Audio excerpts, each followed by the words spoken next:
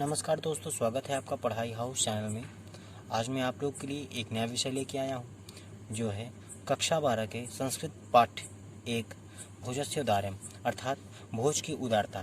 तो फ्रेंड्स, मैं आपको एक एक दोहे का हिंदी में अर्थ बताने जा रहा हूँ। तो फ्रेंड्स, आप लोग इसको ध्यान से देखिएगा।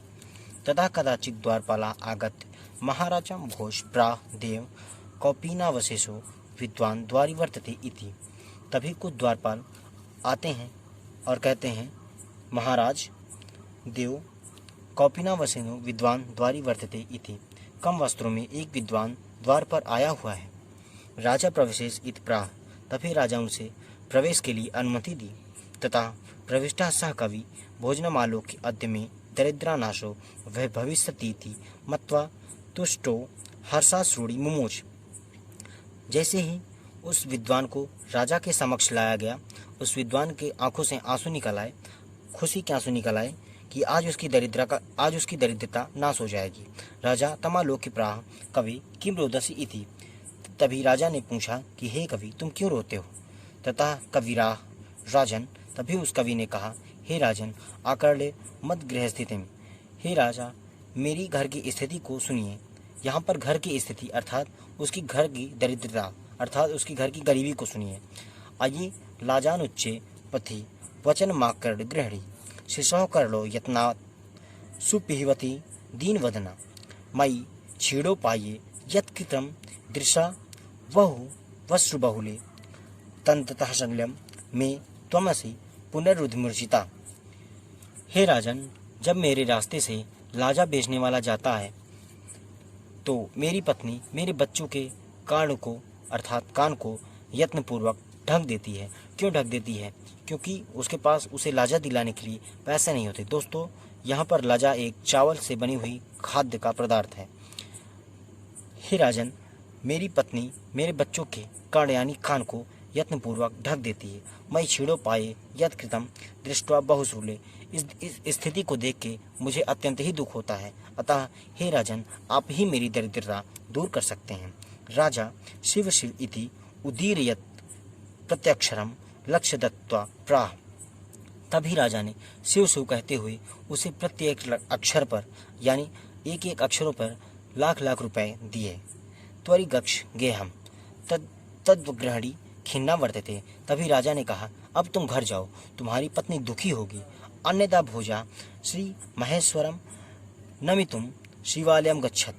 तभी राजा ने उसके पश्चात शिवालय अर्थात शिव के मंदिर पर गए शिव जी की पूजा के लिए। तथा कोपी ब्राह्मण राजन शिव सम्मिन्नौ प्रातः देव। तभी वहाँ पर एक ब्राह्मण राजा और शिव के समक्ष कह रहा था, क्या सुनिएगा। अर्धदान वैरणा गिरिजार प्रदे शिवास्यहतम देवेत्रम जलतीतले पूर्णवाही समुन्नयनी गंगा सागरम्बरम शशिकला नादाधिपता शापनतलम सर्वज्ञानस्य मधेश्वर तत्वगतम त्वाम माम तो भिक्षाटन। सुनिएगा, उस ब्राह्मण ने क्या कहा। इस संसार में जो कुछ भी है उसका आधा भगवान विष्णु ले लिया। दान वैरणा अर्थात भगवान विष्णु, और उसके बाद पार्वती के पति अर्थात शिव ने ले लिया। और उसमें जो बचा कुचा था वह कार्य के लिए प्रयोग में आ गया। वह समस्त कार्यों के लिए प्रयोग में आ गया। और उसके बाद जो भी कुछ बचा था उसमें गंगा, सागर, अंबर, शशि की कलाएं, पर्वत एवं धरती सभी ने ले लिया।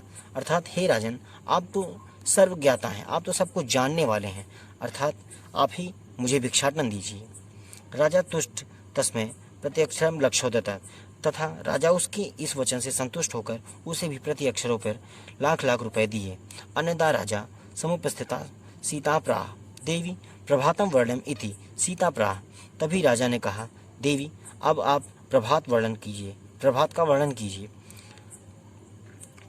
विरल विरला स्थूला स्तरा कालाविव सज्जना मन इव मुने सर्वत्र प्रसन्न मनोभूतन्ना परसरति च ध्वान्त्वाम चित्तास्त्वात्तमी दुर्जना व्रजति च निशा क्षिप्रम लक्ष्मीर्धुरद नामिवम। अर्थात दूर दूर जिस प्रकार से आकाश में दूर दूर तारे दिखते हैं, उसी प्रकार से समाज में दूर दूर सज्जन पुरुष दिखते हैं।